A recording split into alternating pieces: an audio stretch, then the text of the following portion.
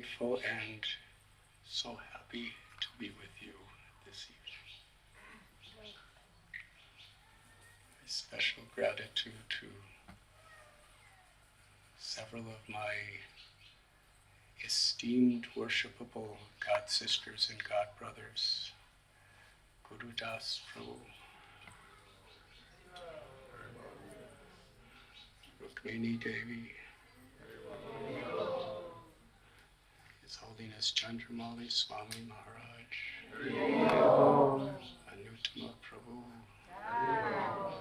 Mulaka Prabhu, Vishaka Devi and Yadubar Prabhu,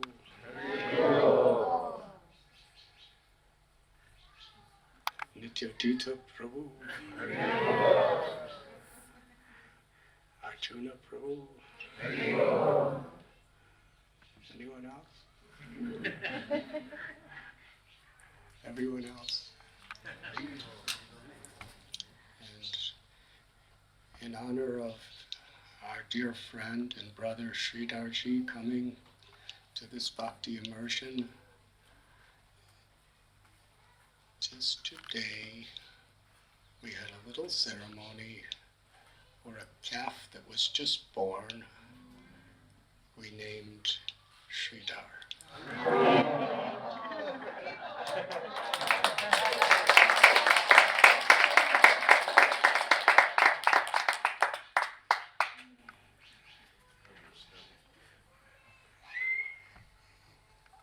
He's a bull.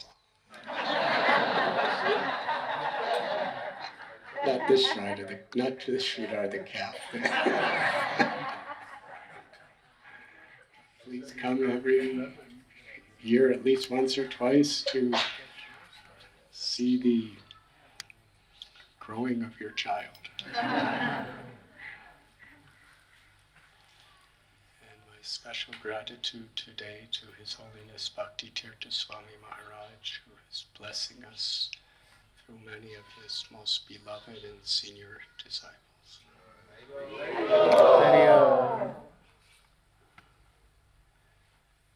Today is a holy day. Within our community of devotees all over the world, there's a wonderful celebration today.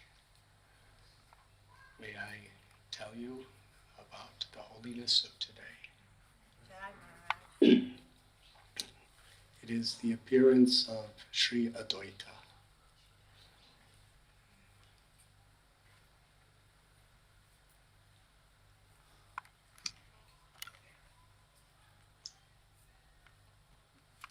Sadashiva is the original form of Lord Shiva, who resides eternally in this spiritual world. Sadashiva is an expansion of Vishnu and is non-different than Vishnu, and lives forever in the Vaikuntha world. And that Sadashiva is especially proclaimed for his compassion. In the Srimad Bhagavatam, there's a verse that of all services that one could render to the Supreme Lord, that which pleases him most is to make sacrifices, to accept inconveniences in a spirit of compassion to uplift others. It is the greatest of all service, or seva. This particular verse is in the context of Lord Shiva. There was a serious crisis in the universe. It's a long story, but because when I tell long stories, they become even longer than I'm not going to tell it. But the conclusion of this story, there was deadly poison spreading everywhere. It was such a poison that just the vapors of it would kill practically anybody. It was like a monster that was created. There was all good intentions. It's very interesting. I'm starting to get into the long story. But the devas, the demigods, and the Deities, who aren't demigods at all, they made a truce when they were in battle that if they churned this ocean, Amrita, or nectar, would come out. They were working so hard with all their intelligence, with all their efforts. They wanted to get nectar. Amrita is not just the kind of nectar that they say is in your candy bars in America. This is nectar, Amrita, that actually there's no disease. You could live long, long time. Not exactly eternal, but practically immortal. Nothing could harm you. This is Amrit. Everyone wanted to drink it. That's what they were going for. In other words, like the scientists today, many, they're trying to do something good for the people. But somehow or other, what comes out is oftentimes very dangerous. And although the devas, their efforts were really noble, good cause, but this poison, it emerged and began to spread in all directions. In the world today, so many of our rivers are poisoned, our oceans are poisoned, our land is poisoned, the air is poisoned. And most everybody who's poisoning it, they all believe it's for a higher cause. Yes, we're manufacturing this and it's going to make your life so nice. But then somehow or other, the effects are out of our control, at least seemingly. So that's what happened in this situation. This poison was spreading. It was the worst ecological disaster in the history of the universe. This was seriously an environmental crisis. It would have just been a matter of days till every species would have been extinct, because nothing could live in the presence of this poison. It was becoming like an ocean, growing, growing, growing. And even the great demigods like Indra, Vayu, Varuna, they had no control over it. There was nothing they could do except take shelter. Just the other day, we were speaking about shelter. There was a band that Radhanath once had. Is Radhanath still here? Is he? Okay.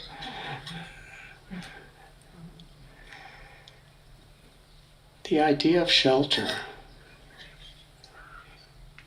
is something that we turn to when we're in the greatest time of need. During World War II, there was bomb shelter. In London, I've seen some of the bomb shelters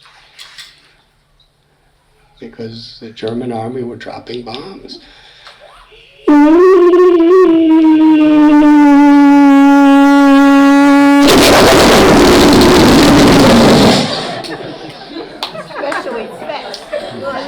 And one of my friends, who's quite a bit older than me, he was telling me he was in Liverpool when the bombs were dropping, and he was just a little boy of about 4 years old. And at the time, people would be running for shelter, because if a bomb's coming down, even if you can do perfect handstands. If you can do every asana that Patanjali Rishi ever taught, it's not going to be of any help. If you have a PhD, if you're an elected president, even if you're beautiful and glamorous, when a bomb is dropping, your knowledge, your wealth, nothing can help you. You can't psychologically debate with the bomb. All you could do is get away. And a bomb shelter is usually underground. During World War II in London, there was so many bombs dropping that they would go to the tube stations, the underground subways. And we've seen photos and even some films, thousands and thousands of people crammed in the subways underground, and they would just feel the earth shaking. But they lived. If you are up on top, you die. So there's situations in this world that are simply beyond our control, whoever we are. And those situations are actually opportunities to have full conviction that I need the shelter of a higher power than my own. Ashraya in Sanskrit means shelter. Sharanagati, to seek shelter.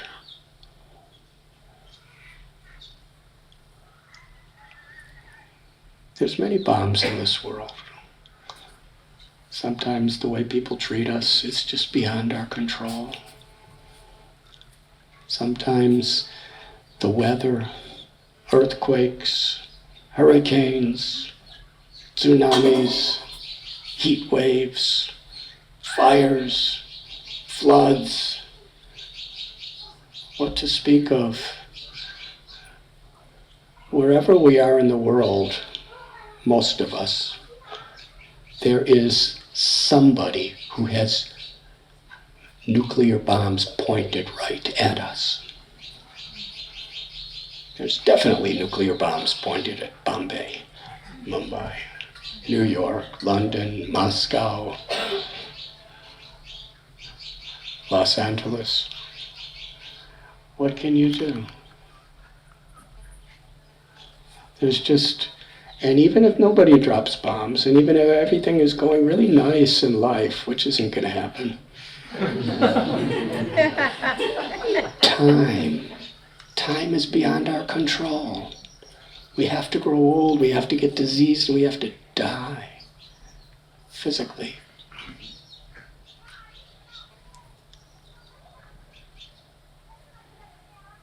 And today, many thoughtful people see what's happening with climate change and environmental pollution.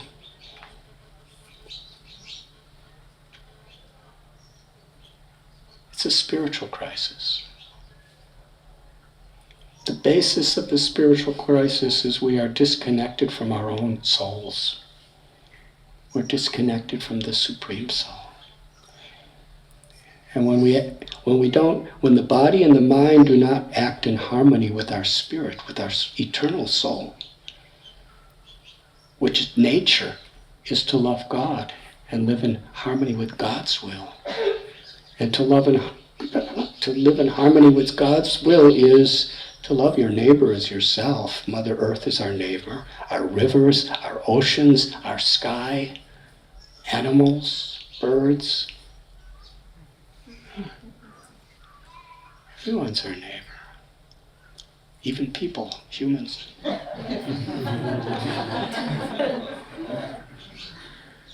It's easier to be nice to birds. It's a challenge to get along with people, because people have different varieties of egos. So that makes things difficult. Because ego means you put your own interests in the center. I and mine. But everyone else is thinking I and mine. That's a problem. An economic professor once told me the basics of the study of economics is the problem that there's limited amount of resources and every human has unlimited desire to use resources.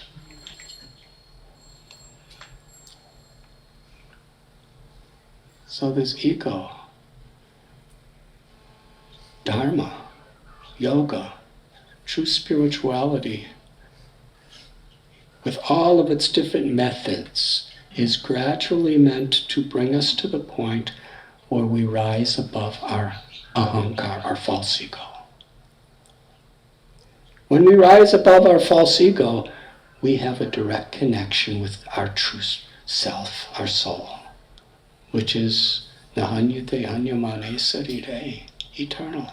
Mamaivam so jiva loke jiva bhuta sanatan. It's a part of Krishna, part of God. Its true potential is to love, to be compassionate.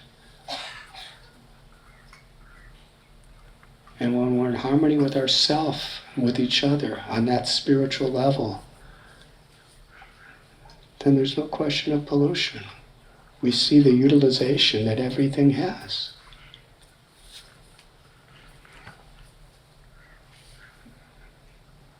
Some people say sewage is a problem. It is, if you don't understand its value. Have you been to this little sewage refinery we have here? Every time you flush the toilet,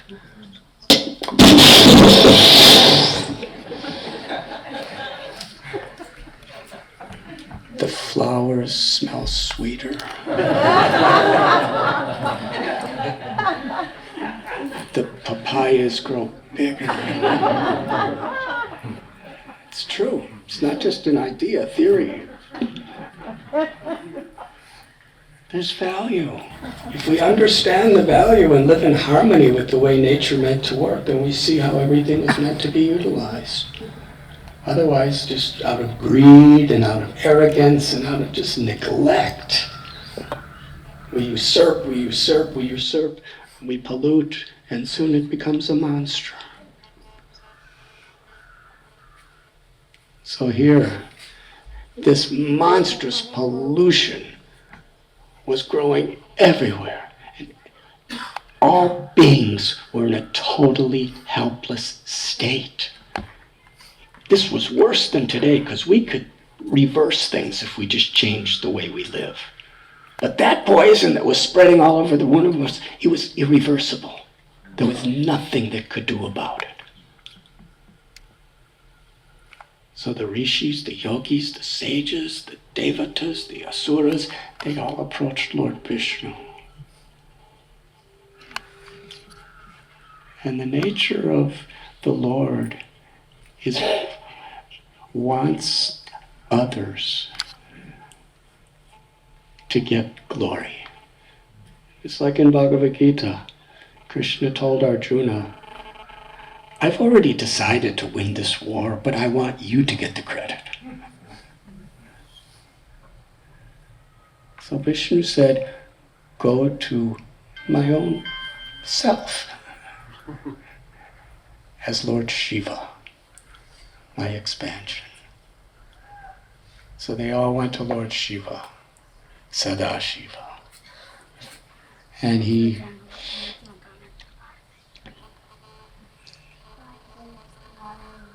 heard their condition. It was just a matter of a day or so till all life was extinct.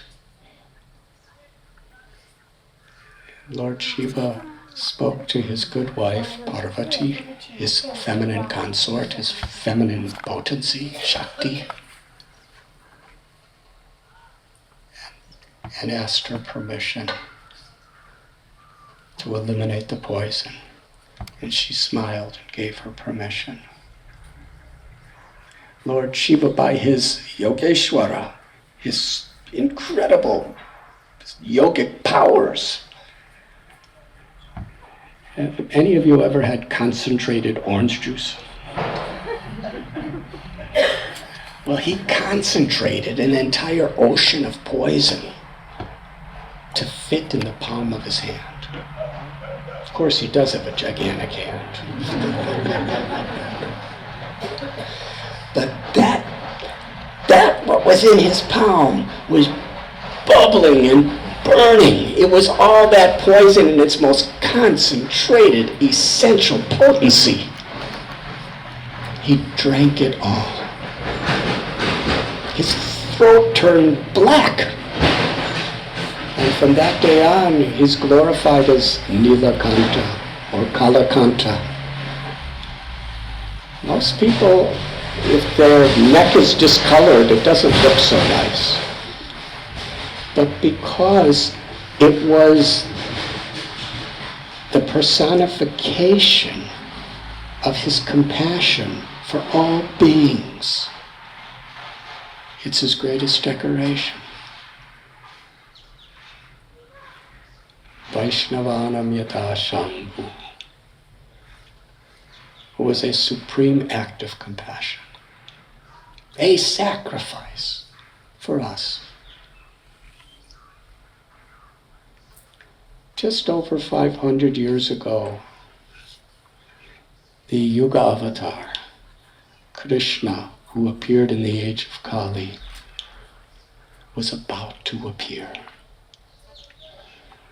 In this story we find that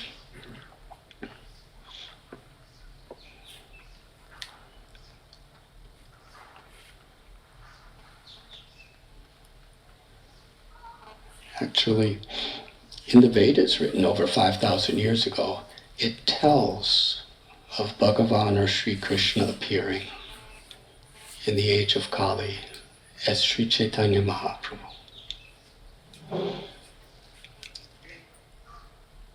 Just before Sadashiva appeared,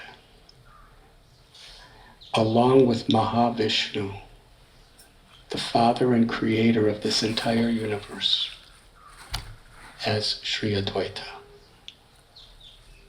with that compassion of Sadashiva. He looked around in the world and not only saw what was happening then, but he could see what would happen today and what's going to happen in the future. He saw, in the name of religion, the worst forms of irreligion. He saw hatred in the name of a loving God. He saw arrogance in the name of a path that's meant to make us humble. He saw insatiable greed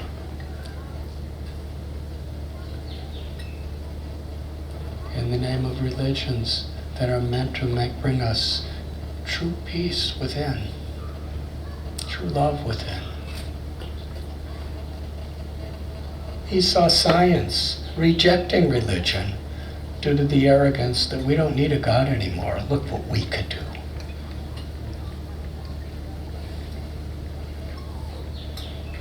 He saw scholarship, which was simply bursting open people's false egos. I know more than you. Learning philosophies, scriptures, academics, whatever it may be, just to show how much we learn without understanding the whole purpose of knowledge. Is to know oneself.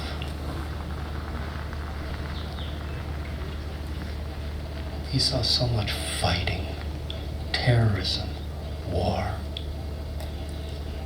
depression, suicide. He saw all this. It was happening then, and he could see how it was going to get worse and worse in the future. It broke his heart. Sri Advaita was an avatar He was completely liberated, at total peace, so happy. He loved everyone. He was beyond all the disturbances of this world. But great personalities, their hearts break and they actually suffer due to love because they see us, our condition. We have forgotten our eternal nature. We have forgotten the love of God that's all around us. Sufferings of our bodies and minds, sufferings of other people, other living entities, sufferings by natural disturbances, broke his heart. Even if a parent is in perfect health, can the parent be happy if the child is suffering? That's love. To extend yourself. Advaita was seeing each and every one of us today. He could see it. It was Trikalagya, seeing the future. And his heart was breaking. Just around that time, a wonderful personality came to meet him. The name of the village is Shantipur, which is on the bank of the Ganges in West Bengal. The person who came to see him was being persecuted everywhere he went. For a simple reason. He was born in an outcast family. In those days, in India, and to some extent today also, like in so many places of the world, we see people according to the color of their skin or the particular religion they're in or the particular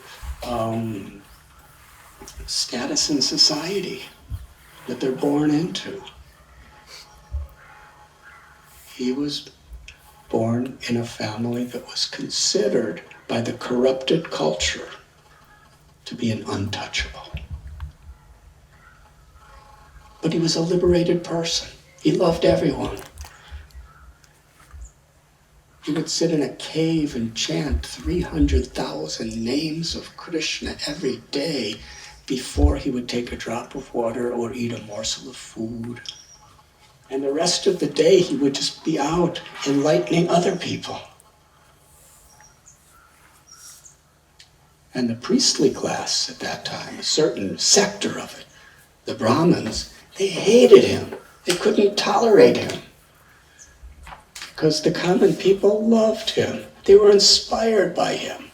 And the Brahmin class at the time, they were trying to hold on to their name and their fame because that was their occupation also. It was quite terrible. They were attached to rituals, mantras, tantras, yantras, mudras, budras, for external, selfish purposes, many of them. And here's Haridas, an untouchable, speaking the highest truths. So there's whole histories of how people tried to murder him, imprison him, trap him, scandalize him, wherever he went. So he had to just keep traveling. And he came to Shantipur. And Advaita was the leader of the entire Brahmin community there. Most respected, most scholarly of all the Brahmins. They looked up to him. Whereas other Brahmins, if an untouchable even walked by your house and their shadow touched your house, they would wash everything. Advaita came out and embraced him and they cried on each other. Advaita said, please stay in my house. Haridas said, I'm a brahmachari.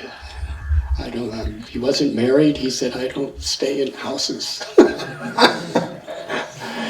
So Advaita said, where would you like to stay? He said, I like caves.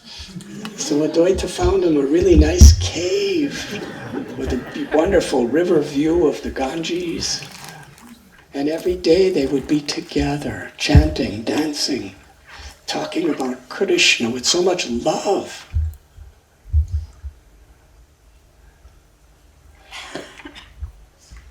Once a year, Advaita would hold a festival called the Shraddha Patra, where all the Brahmins of the entire community from that area would gather together at his home. And it was a time to honor all one's ancestors.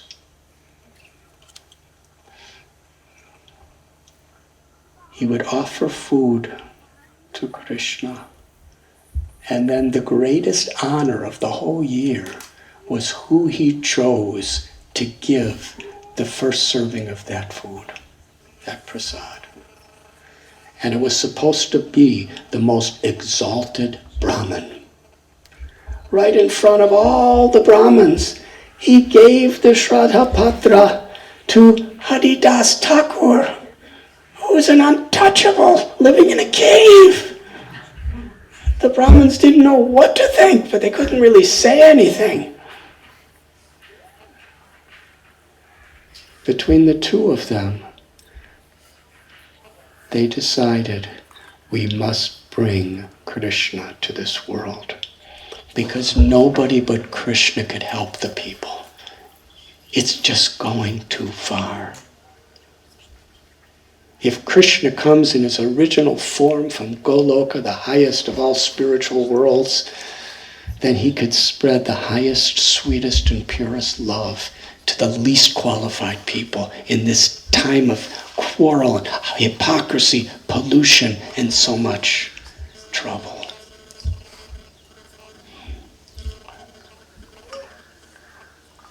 Interesting. It was the combination of the most aristocratic Brahmin and an untouchable. When they became true soul brothers, they brought the Lord together. Haridas Thakur would chant 300,000 names a day. That's about 192 rounds. Immersed in the prayer as he was chanting, Krishna, please come and help these people. He was chanting with love. But that love was not just some stagnant, inactive sentiment. It was dynamic. It was karuna. Karuna in Sanskrit means compassion. Active, thoughtful, committed, dynamic compassion. That's how he was praying when he was chanting. And Sri Advaita had a wonderful family, nice house. He was liberated, completely liberated. But still, he was feeling so much heartbreak to see the condition of the people in the world. How they were exploiting one another for such useless purposes.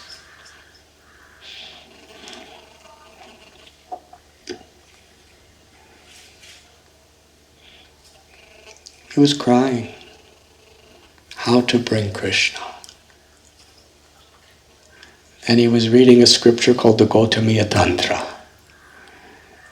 And it said, if one worships the Supreme Lord with pure devotion by offering tulsi leaves and the water from the Ganges, the Lord will fulfill whatever desire you have. For years, he spent his day with a little form of Krishna called Shalagram. And he was offering tulsi leaves and putting water and loudly crying for Krishna to come.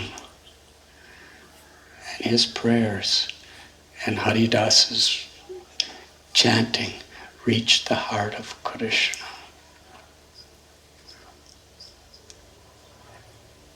And in fulfillment of that prayer, Lord Chaitanya appeared in this world. And so many times Lord Chaitanya would say throughout his pastimes, his lila, that I have come only to fulfill the desire of Advaita. Not only was he offering water, holy water and sacred leaves, but he was fasting and crying in compassion for us, for everyone.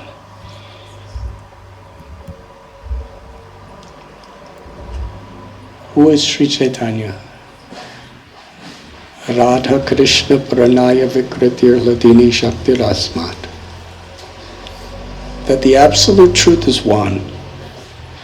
As it is said in so many religions, there is one God.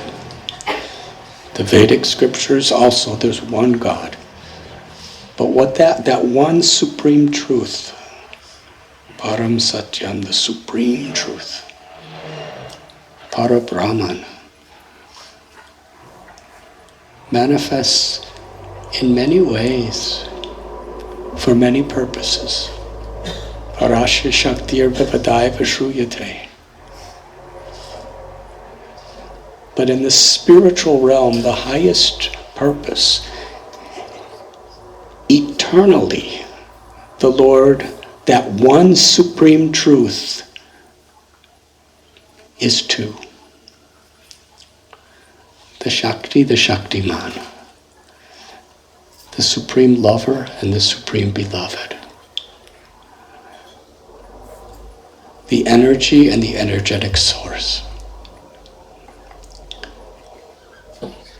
Male and female. Radha is the supreme lover, the feminine aspect of the Absolute. Krishna is the supreme beloved, the male aspect of the Absolute. And they incarnate and manifest various forms too. Sita and Ram, Lakshmi, Narayan. So Krishna wanted to taste the sweetness of Radha's love. Radha Bhava Duti Suvalitam Nomi Krishna Swarupam. That Radha Krishna, the one supreme, who eternally are two, have become one in the form of Lord Chaitanya.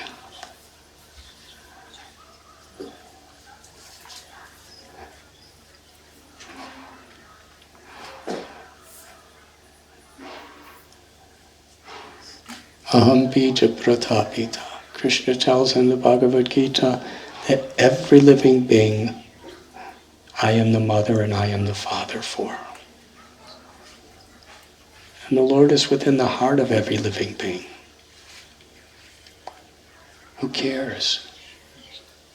Deeply, eternally. Sri Radha is the compassionate aspect of the divine.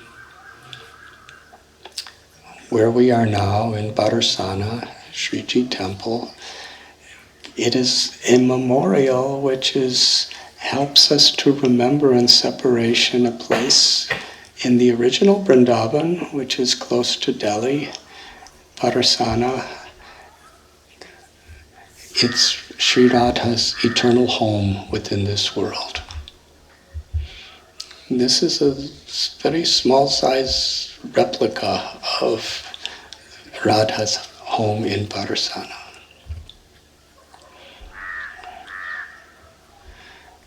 The nature of Radha's compassion.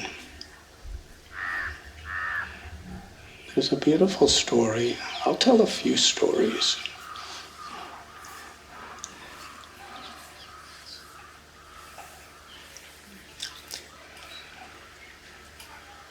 Have any of you ever met a jackal? Please raise your hand if you've met jackals.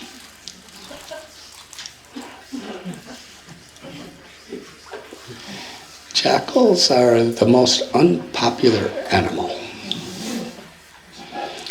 for a couple reasons. One is they're like wild little wolves. But at least wolves like hunt. But jackals are scavengers. They eat dead corpses. They love the sweet taste of dead corpses. They just go around sniffing and looking and running, trying to find a corpse of anything. And if it's a rotten corpse, it's like special spice. It's like aged. And they usually go out at night. They're night crawlers. They just roam around at night looking for dead bodies to eat. And they make this noise when they bark. The only one that likes it is another jackal. You've heard in Mayapur? Should I try to?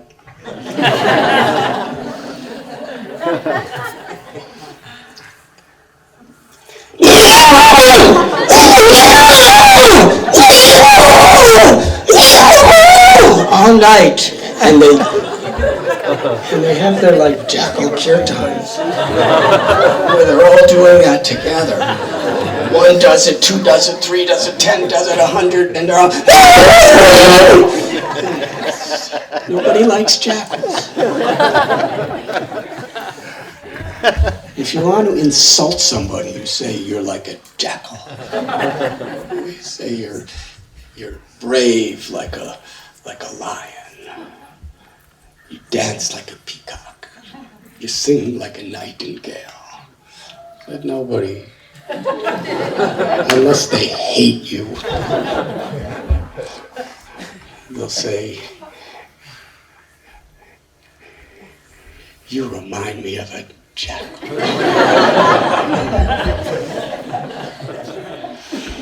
Anyways, jackals are kind of discriminated against. It's not their fault. They were born that way. So in the Vrindavan area near Govardhan, there was this little she-jackal, just a child she-jackal. And she was just walking, going around, and children, you know how children could be. Boys, not girls. Girls are usually nice. Little boys could be so cruel. They saw this little she-jackal and wanted to torture her to death. They chased after her. It was a gang of boys. They started throwing rocks at her and picking up sticks and beating her with sticks, and she was just crying out for shelter, but nobody was helping. She was running this way and that way, and they were following and beating and throwing stones. They were going to kill her. Slowly. That was her play. Do you like this story? So she ran and everywhere, hither and thither, and she found a hole in the ground, and she jumped in the hole in the ground to find shelter. Everyone's looking for shelter.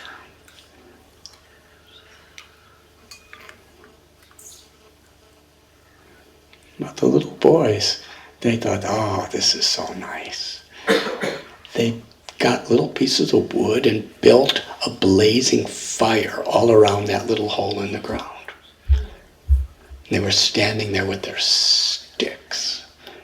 The smoke was going into the hole. The fire was causing intense heat into the hole. The fire started falling down into the hole.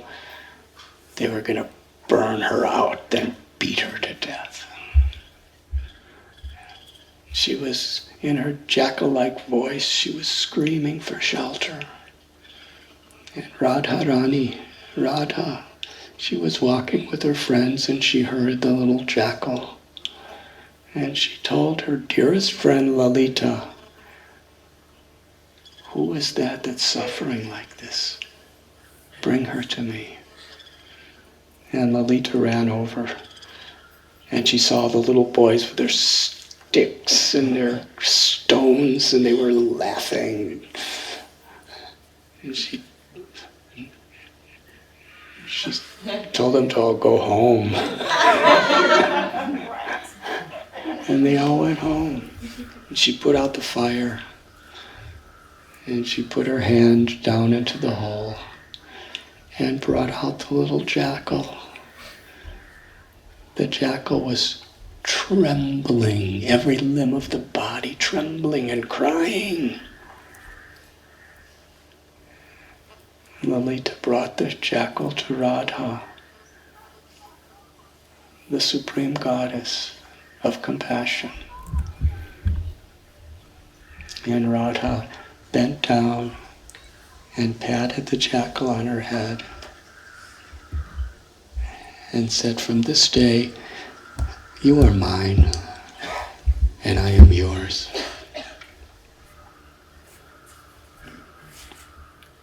She gave the jackal complete shelter, not only physically, not only emotionally, but spiritually. She gave that little jackal the highest liberation, the ultimate mukti of being an eternal loving associate of Sri Radha and Krishna in the spiritual world, to participate in their Leela. She made this jackal one of her sakis, one of her dear friends, eternally.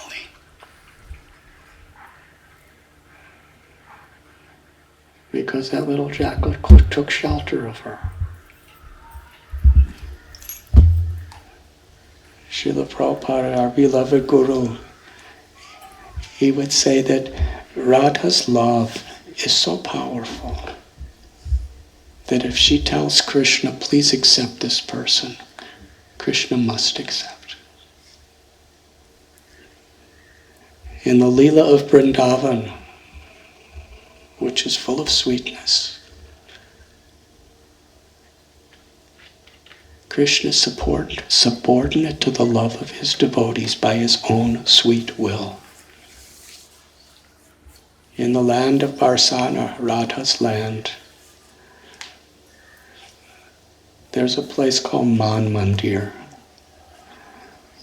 where Sri Radha, just to increase Krishna's love, would become angry upon Krishna.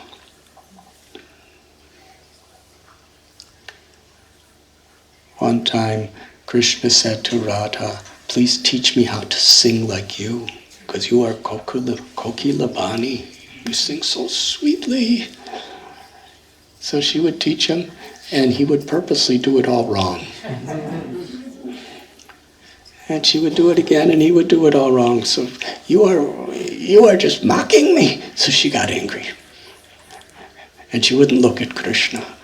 Krishna would come on one side, she'd look on the other side. He'd go on the other side, she'd look another record. She'd go above, she'd look down, she'd go down, she'd look up. Man means loving anger. Not like krodha, the anger that we have. Usually in this world, when husbands and wives become angry, it's not to increase the other's happiness.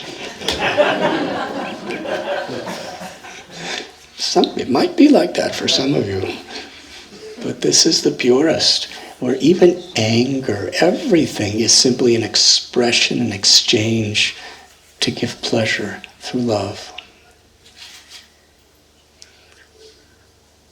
Krishna begs for the love of Radha. He would fall, the whole world bows at the feet of God, but God bows at the feet of his supreme devotee, Radha.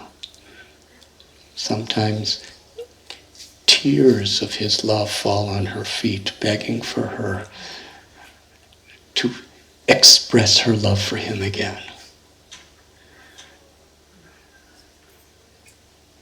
And just here, we will go after our kirtan, if you remind me, is we have a little replica of Man Mandir, where these pastimes of loving anger would take place. And once Krishna, in order to beg for Radha's love, he went on another little hill and began to dance just like a peacock. In fact, he took the form of a peacock and danced. And it was so sweet and so beautiful when Sri Radha saw this. She forgot all her anger and she jumped over to where Krishna was and she took the form of a peahen and they danced together. That temple is just there. And should I tell you a story about that temple? Hundreds of years ago, there was a blind man. And he was a great devotee of Radha. He lived there at Morkuti, on this little hill. In those days, it was an isolated forest. Today, things have become much populated. But it was a thick forest. There was no stores. He was just living, and he was blind. But with practically his whole life, he was praying because he heard this story. And he was such a yogi that this story enchanted his heart. That Krishna, in the mood of begging for Radha's love, became a peacock and danced. And to reciprocate, Radha became a peacock and they danced together. He wanted to see that peacock dance. Because he was blind, most blind people want to see things in the world. You know, they want to see light, they want to see television, whatever. They want to see what their relatives look like. But he didn't care anything about any of these things. He left his home, he left everything. He went to this little mountain in the exact place where this peacock dance took place 5,000 years ago. And for years and years, he was chanting Radha's names and Krishna's names and praying, let me see this peacock dance. And Sri Radha appeared to him in his heart and said, I'll show you the peacock dance with Krishna under one condition, that you paint it so that other people in the world could see it. He said, how can I paint it? I'm blind, and I never painted anything in my life, and I'm living in the jungle. Where am I going to get a paintbrush and a canvas and paint?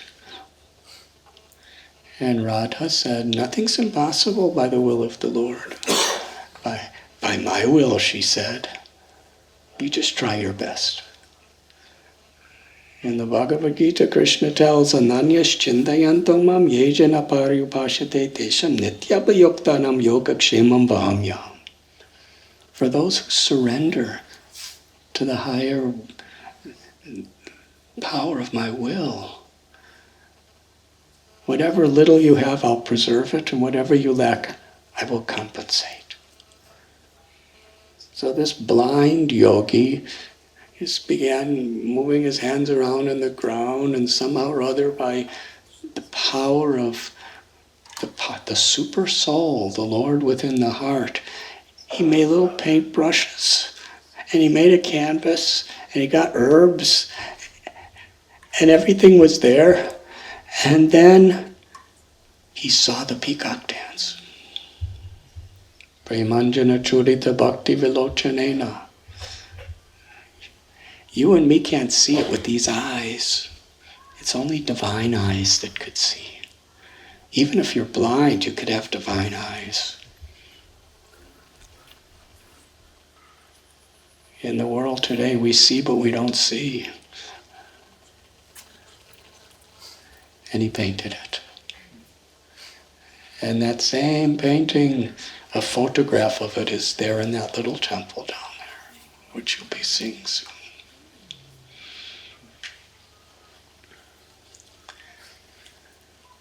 So it's this Sri Radha, Sri Chaitanya is Krishna with the compassionate motherly love of Sri Radha. Not considering anyone's qualifications or disqualifications, what we've done, what we haven't done, but giving everyone the opportunity for this highest spirit of spiritual liberation, prema, the highest opportunity to awaken this love within our hearts, Krishna prema, through the chanting of God's names. This was the simple method he gave that anyone could do. Nam namakari bahuda nija sarva shaktis. There's many names of God, Lord Chaitanya said, and they all have the presence of the Lord, the power of the Lord, the love of the Lord. Of the many mantras in the many scriptures, he particularly took from the Brihad Naradiya Purana, which is timeless scripture, this Maha Mantra, Hare Krishna, Krishna Krishna, Hare Hare, Hare Rama, Rama Rama. Because any proper name of God we chant can awaken this love, but this Maha Mantra, Lord Chaitanya taught, include all other mantras. And the special purpose of this mantra is the awakening of the ecstasy of the love of the soul for Bhagavan.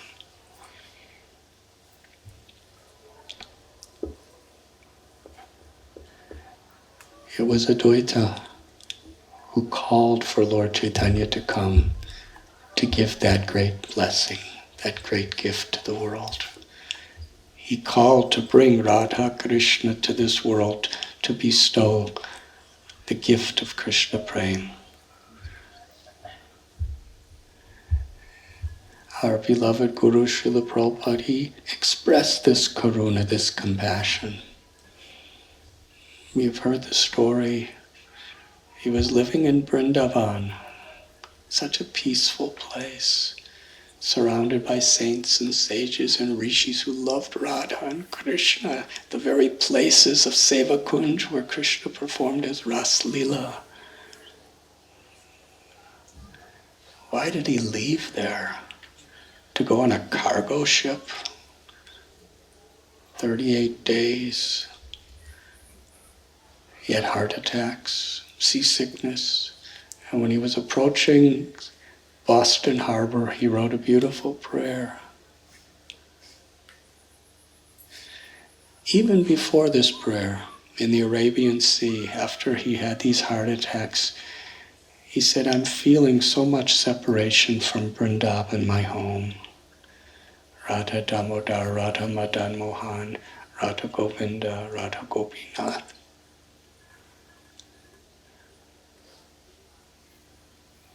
But it was my Guru's instruction to bring the message of Lord Chaitanya to the world. Lord Chaitanya's instruction is very simple. He wants everyone to share God's love with each other. He said to execute that order for the purpose of fulfilling Lord Chaitanya's message, to spread the holy names every town and village. I'm going to this strange place, so far from Vrindavan. It was only one reason, karuna, compassion. And I'll end tonight. Some years ago, on this day of Advaitacharya's appearance, Advaita, one of our very dear devotees departed from this world. His name was Stoka Krishna. He was a simple young boy. I met him. I was giving a lecture in a college in the state of Karnataka. Belgaum was the city. And after I gave a lecture at this college, this young college student, he looked really young. Very bright face, bright eyes. He was very curious to understand. Very sincere. And a little later he came to join our ashram in Mumbai. Very enthusiastic. He wasn't so skilled, he wasn't so charismatic. He just was a simple young man who loved to serve, that's all. He wasn't a great teacher, he wasn't a great leader, he wasn't a great manager. He was just a simple young man who loved to serve others. And we became very close. We did many things together. After some years, he decided that it would be best if he got married. So he got married to a very nice lady, and he was always good at doing anything he did. Usually little things like fixing things, because he was so conscientious. Because he cared so much. Bhakti is very much about the details of what we do. It's not just about big things. We could do big things, but the real bhakti comes in the details of the quality of how we do it. And he really had that quality of consciousness. So he married, and we have Bhaktivedanta Hospital. He got a job at Bhaktivedanta Hospital doing some nice little services. His wife was pregnant. This was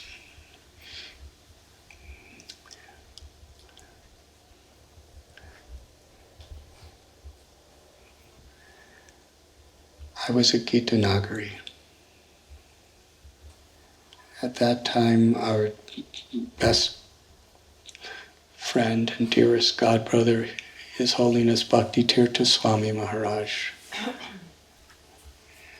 he was in his last days with cancer. One day I was giving a lecture series somewhere in a festival, and I got a telephone call from him. And he said, "The doctor says I'm going to die in 3 days. Please come, I want to see you." So I immediately left and drove there.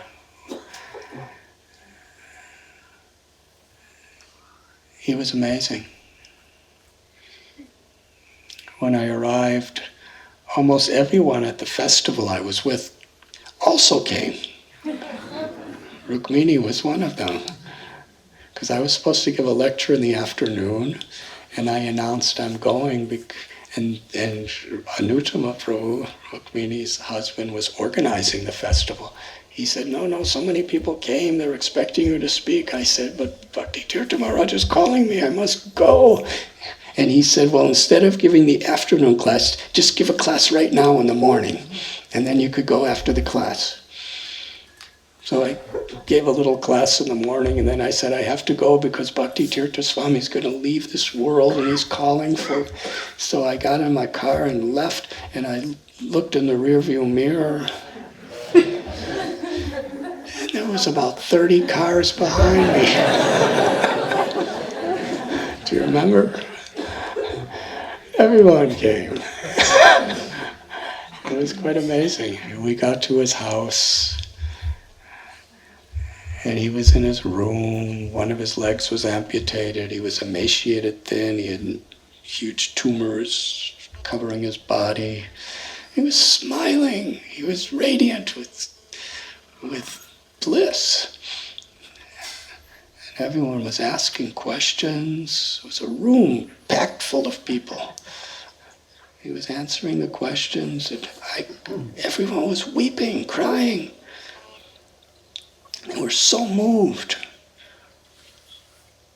I could see total transformation of people's hearts.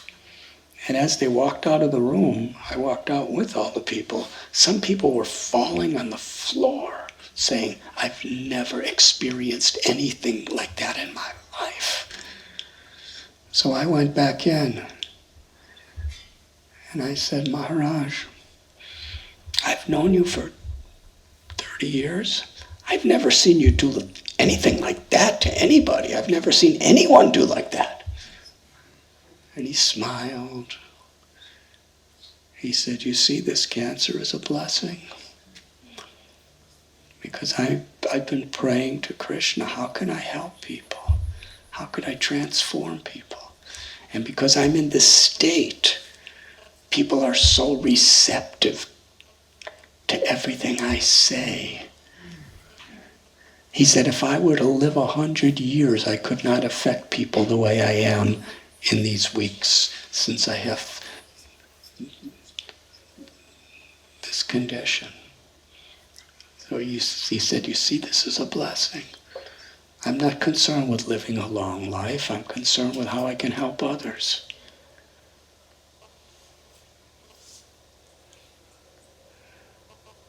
I was silent.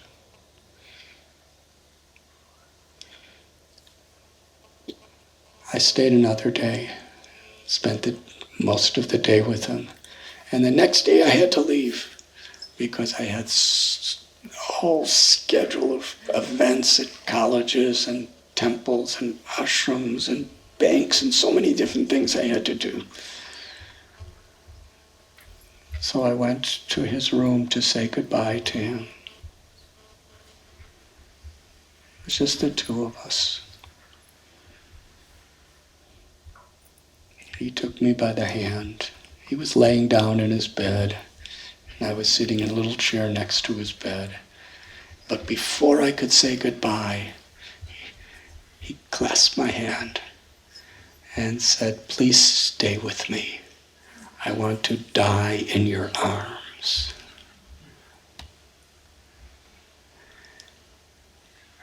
I said, as long as you're alive, I'm at your bedside. I will not leave. I thought it would be one more day or 2 more days. But he lasted 8 more weeks.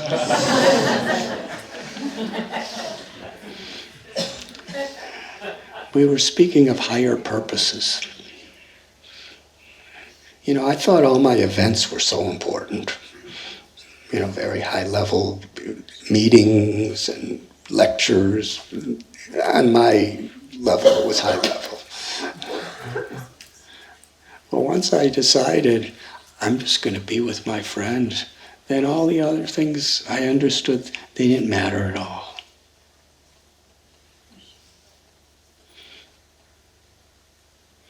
So while I was with him,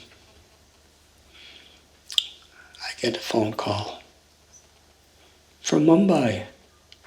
It's Stoka Krishna, that very sweet, simple young man that I was talking about. He was on the phone. He sounded really blissful. And he was asking, how is my health, and how is Bhakti Swami, and how is everyone? And I was saying, nice. I said, how are you? He said, I'm fine. And I said, oh, very good. He said, but one thing. He said, I was just diagnosed with the most fast-acting form of cancer. And the doctor says I only have 2 weeks to live.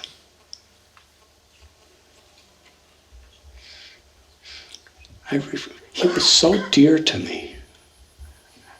I wanted to go to India to be with him, but I couldn't because I was with Bhakti Swami at his bedside. So I just spoke to him for quite a while, and we chanted the Maha Mantra together.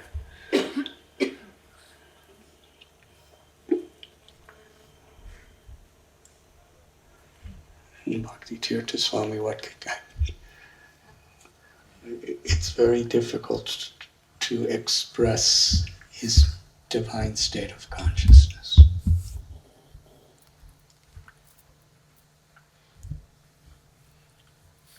But I'll say one thing. One day, his assistants, Ekavir and Dhruva, they picked him up and put him on a chair, and I sat in a chair next to him. That day, the pain of his cancer, it would kind of go up and down. It was so intense that his entire body was shaking.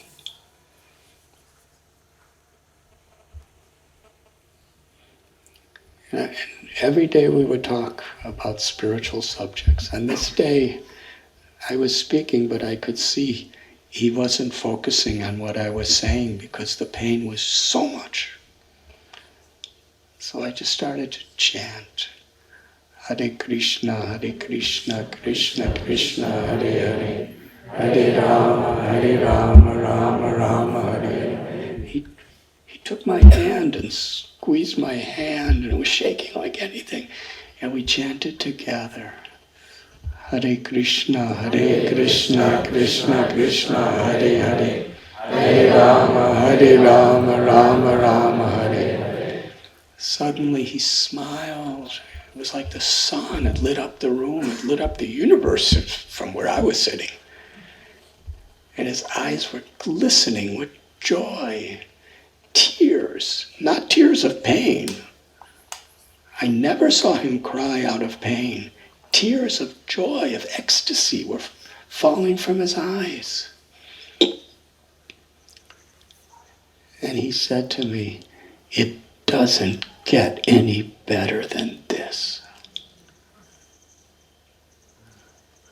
He said, "We're there. We are there."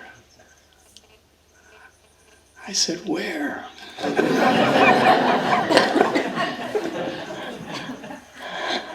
don't want to pretend I was advanced or anything.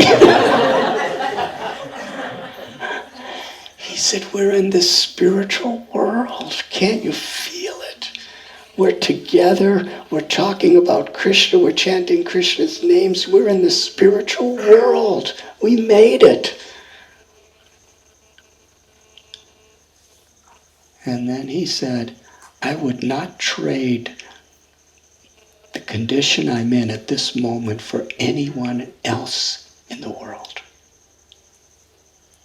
I'm tasting the sweetness of Krishna's names, Radha's names. I'm feeling their love. I'm feeling their presence. It doesn't get any better than this." But his body was still trembling in the same pain. Nothing changed physically. Just through his taking shelter of the names of the Lord, he was there in the spiritual world.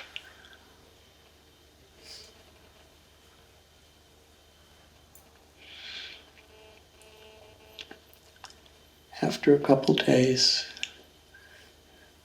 with hundreds of people around him, we were holding hands. Krishna took him, his immortal soul, in his embrace, and he departed from this physical body. And soon after, I returned to Mumbai.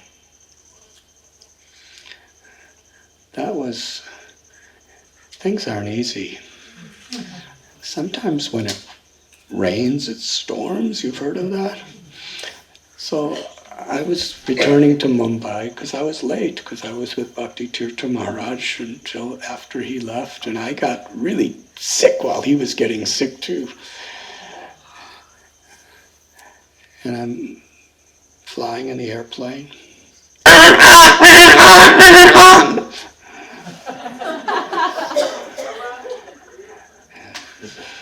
was terrible. It was worse than a jackal.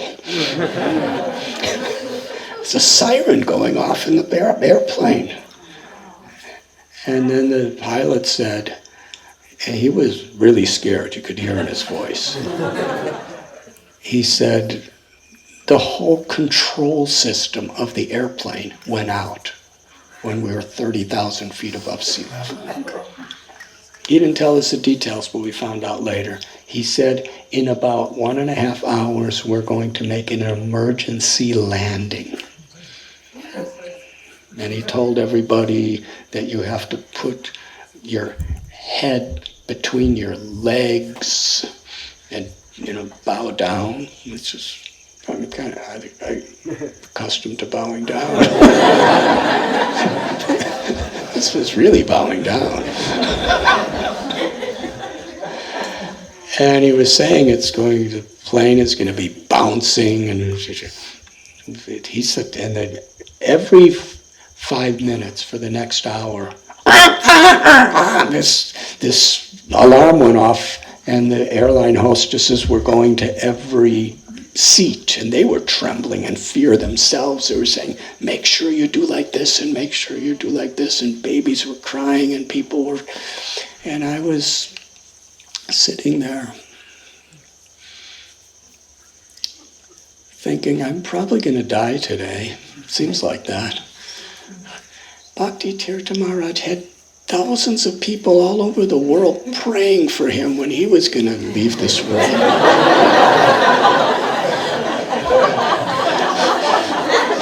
No one's even thinking of me. And I'm going to die. You can't contact anyone. And then I just started thinking, whether you're in first class or business class or economy class, it's not going to make any difference. It doesn't matter if you're a multimillionaire or a PhD, if you're illiterate and you're just, somehow or other got a free ticket. Everyone's equal now. Doesn't matter what our color, what our religion, we're all equal. We're all in the same airplane. And we're all in a totally helpless state. It's completely beyond our control. Emergency landing is coming up. So I had my chanting beads, and I chanted. I closed my eyes and Radharani Krishna Gurudev, I'm yours. Chanted. It was beautiful. When I really took shelter of Krishna's names, just like Bhakti Tirtha Swami taught me when he was in his pain, about to die, I took shelter of Krishna's names. Something came over me. I felt profound, deep peace. I found so much of Krishna's love showering upon me in his names, in her names. And then I started praying. I prayed for all my family members. Those who have departed from this world, those who are still in this world. I prayed for all my friends. I started thinking of them individually. I started praying for my students. I started praying for devotees at Radha Gopinath Temple at Gita Nagari. I started praying for everyone in our movement. I started praying for everyone in our religion. I was praying for everyone in every religion. I was praying for everyone without religion. I was praying for all humanity. I was praying for all living entities in the world. I started praying for every living entity in this universe and every living entity in all the universes. And you know something? The more people I prayed for, and the prayer was, Krishna bless them. Bless them all. Give them your love. Give them your mercy. The more my prayers expanded to more and more people, the more my love and the depth of my consciousness was ecstatic. And suddenly, the plane hit the ground. It really hit the ground. Never experienced anything like that. It hit the ground at about 250 miles an hour. And it bounced way up in the air. And then came down, bounced again way up in the air. It was bouncing.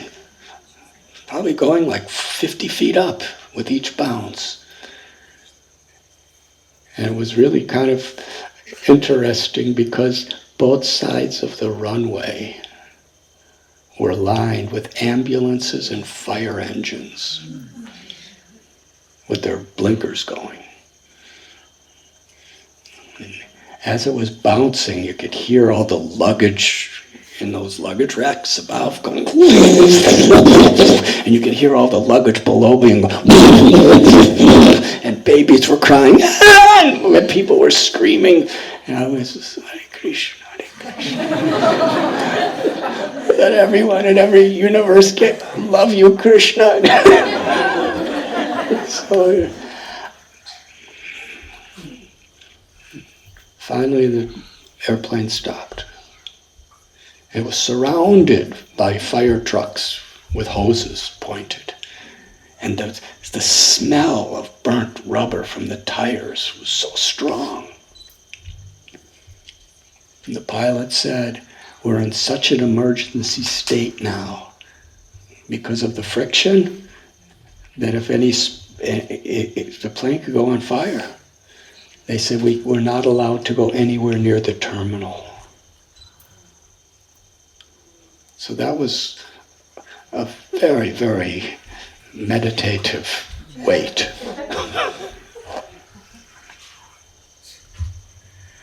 And I can tell you honestly, you know how it is, international flights? You're kind of like not asleep and not awake. I was so awake.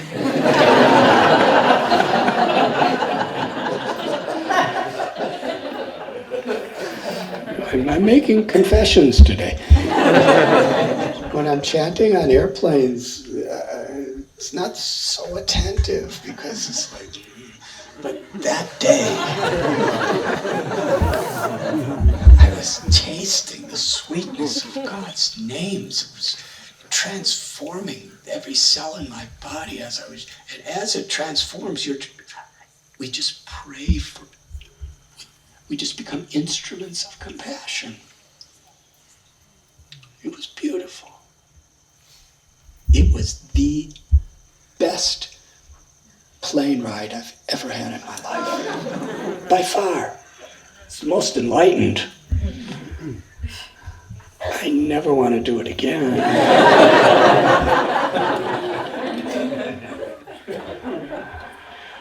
But meanwhile, we're just waiting. And it just smells like fire everywhere. And everybody's really tense. People are crying. After about a half hour, the plane begins to move. And the pilot said, "We're very sorry for the inconvenience."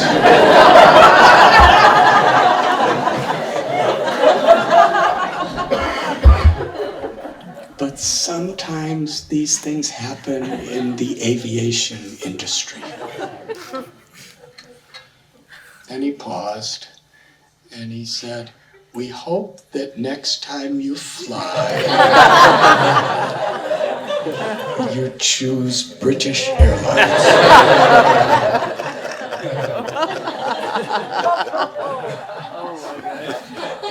And to be honest with you, since that flight, every time I fly British Airlines. Oh, wow.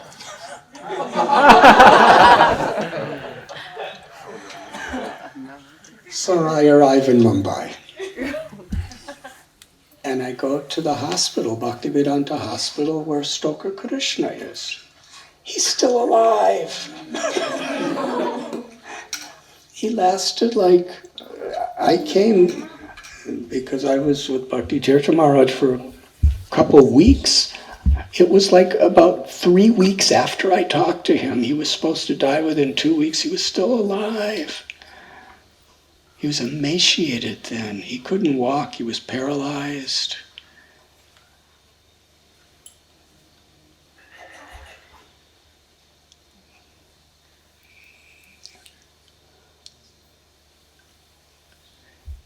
At that time, he's going to die any day. His wife has a baby.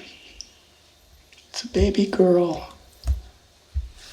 Really beautiful little baby girl. And the wife brings the little baby girl in to see her father. And he's just looking at the little baby girl. He can't even move hardly. His eyes are sparkling. He's smiling.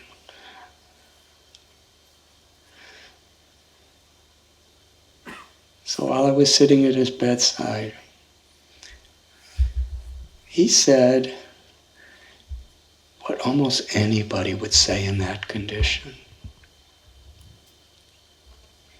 But not like anybody. He said, why is Krishna, why is God doing this to me?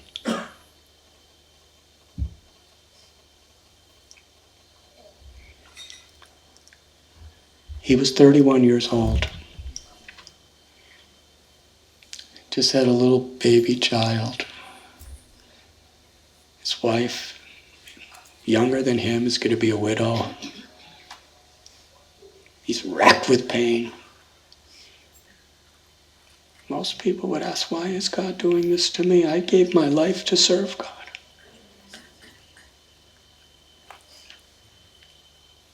He said, I didn't deserve this. I didn't deserve to come in contact with Krishna, who's so beautiful and so loving and so merciful, but still, I got to be his devotee. I didn't deserve to chant his holy names for so many years every day, but I got to chant. I didn't deserve to read the beautiful books like Srimad Bhagavatam and Bhagavad Gita, but I got to read for years. I didn't deserve to be with so many saintly, wonderful, caring people, but I got to serve and to associate and learn from so many people. He was simply grateful.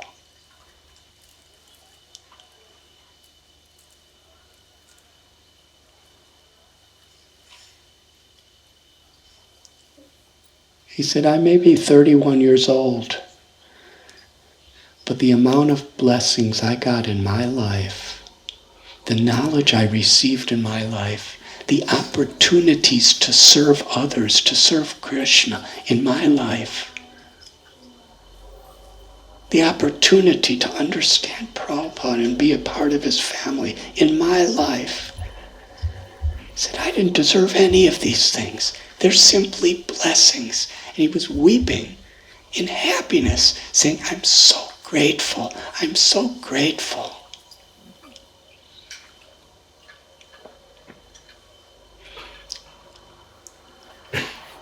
He lasted another 6 months in that state. And Madhvacharya Prabhu, he came when he was really at the last phases. He wanted to come to the temple, Radha Gopinath temple. He wanted to be there for the flower festival.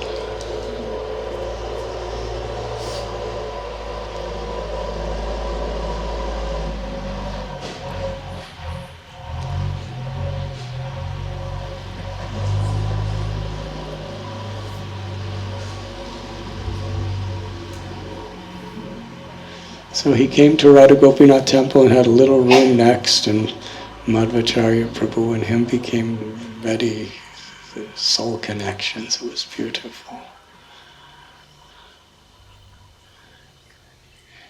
And during the flower festival, when Krishna, and many of you will be there on Saturday, he wanted to be there for that. And that year, Advaita Charya's appearance day today came after the flower festival, because it's by the lunar calendar. And he was brought in on a little stretcher, and he was looking up and smiling. He was always smiling. He was always blissful, never complained. It was incredible, because some of the monks, the brahmacharis who used to live in the ashram with him, they thought no one could always be smiling like this when they're dying and so much. He's paralyzed. He's always smiling, always so grateful. He just would love when people would come and chant with him and read for him from different holy passages.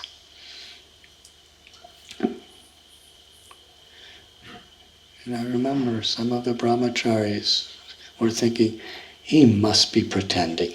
No one could be always smiling like this. But when he did it for 6 months,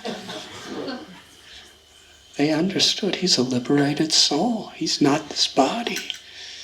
He's with God. You can't imitate that. It's beautiful. Through all the pains and the struggles and the heartbreaks.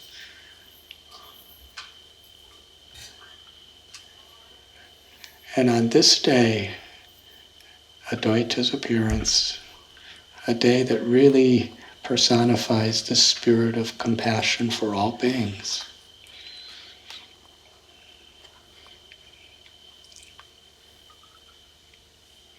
He was departing. I was with him many hours, sitting at his bedside, holding his hand, chanting with him. And I remember saying, Stoka Krishna,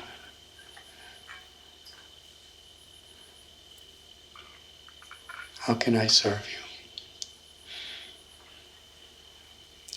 I said, are you ready to go? He looked at me and smiled with beaming glance. He said, I'm ready. He said, I'm ready to go. He was excited about it. Not like to get out of his body, but to go to his next destination. He said, I know. I told him, your wife and your child, please know the congregation will take care of them. And he smiled and he said, I know, they're in Krishna's hands. He said, I have no attachments to this world. I'm ready to go. Those were the last words he said to me. He closed his eyes. And it was interesting, I got really tired, so I went back to my little room. It's just a minute walk from where he was. It's just a small room. I sleep on a little straw mat in a small room covered with cow dung on the walls.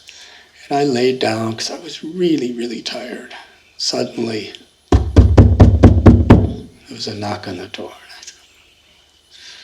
I just want to sleep. I went to the door and somebody had just come from Vrindavan. And they had all these garlands of tulsi leaves from Radha Govinda temple and garlands of tulsi leaves from Raghunath Das Goswami's Samadhi and little bottles of water from Radha Kund and Yamuna and Shama Kund and Kusum Sarovar. And they said, we just wanted to bring, and they had flowers from Krishna Balaram. So I said, thank you. So I went to Stoka Krishna and I covered him with all these sacred garlands and flowers and these different ointments of oils that came from Vrindavan, and I sprinkled the water on him and he was just laying there smiling. And then there was devotees singing all around him, and then I went to go to sleep. I lay down.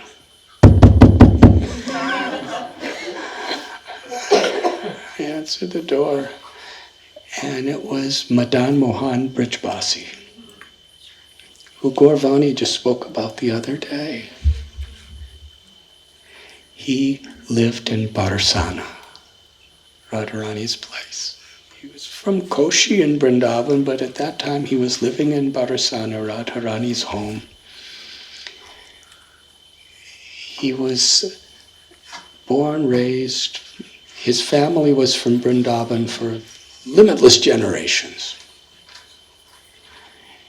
He loved Krishna, he loved Radha.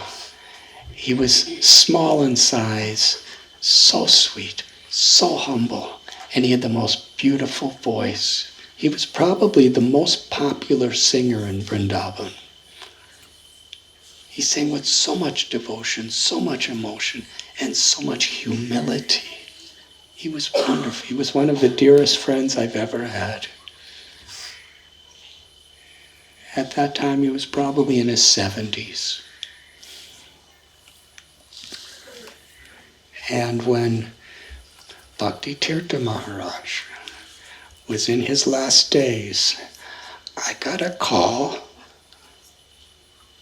from this lady in Philadelphia saying Madan, Mohan, Brijavasi, and Panditji, and there were 4 of them who came from Barcena. They were in America. They usually go to California or Washington, D.C., said, they really want to see you. And I said, but I can't go anywhere because I have to stay with my friend. I said, where are they? He said, I don't know. So I said, well, why don't you have them call me?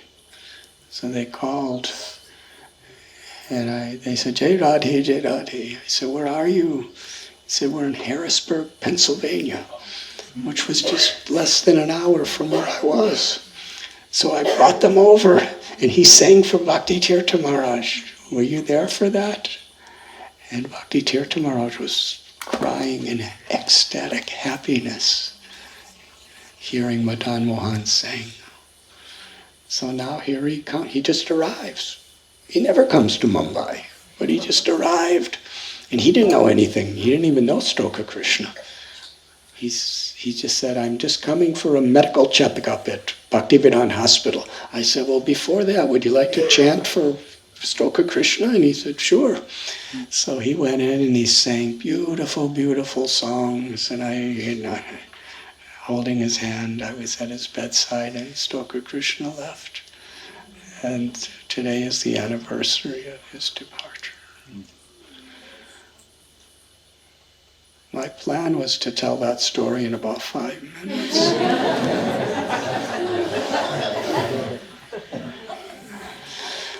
Today is a wonderful day to pray, to truly connect with the prema, the love of God that's within our heart, to be an instrument of Radha's compassion, of Krishna's compassion. Would you like to know the story of this photograph? It's illegal.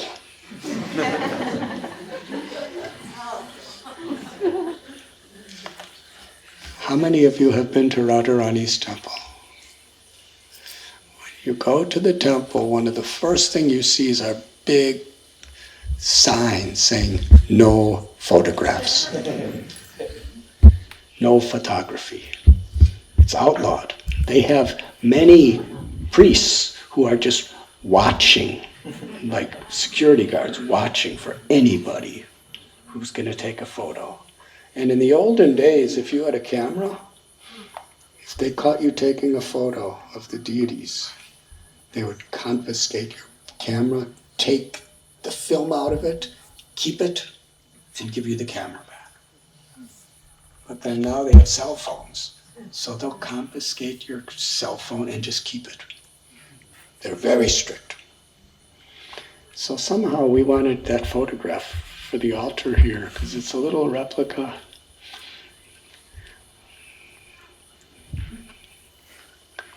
If you keep this a secret, I'll tell you how we got it.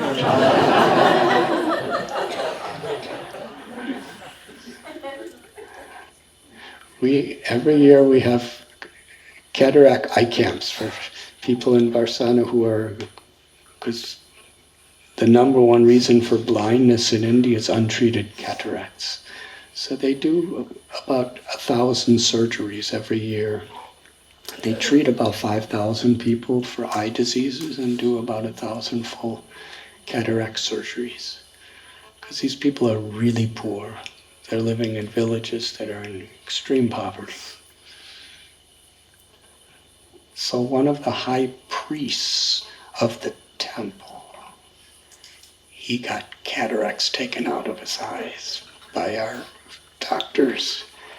And also his mother and father got cataracts taken out by our doctors. He was an elder man too. And I asked one of the doctors to talk to him. Vishwarup, he's from Bhaktivedanta Hospital. He said, we want a photo from the deities. He said, oh, no photos, no so. But can you do it for us? He said, how can I say no to you? I would have gone blind if you didn't come. My parents would have gone blind. So he secretly took this doctor's camera and went on the altar, the high priest. Because if the other priests found out, they would have probably beat him. And he took this photo. It was a high-resolution camera, too.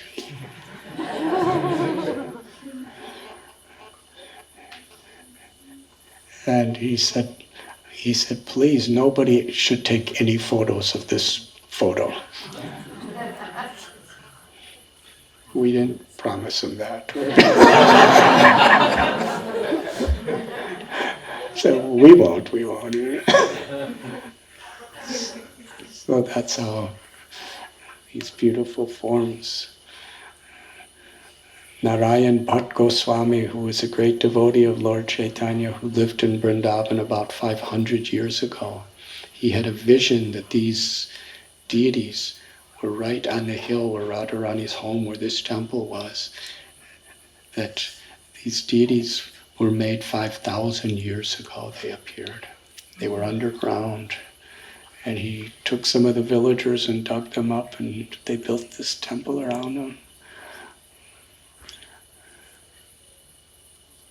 Thank you very much.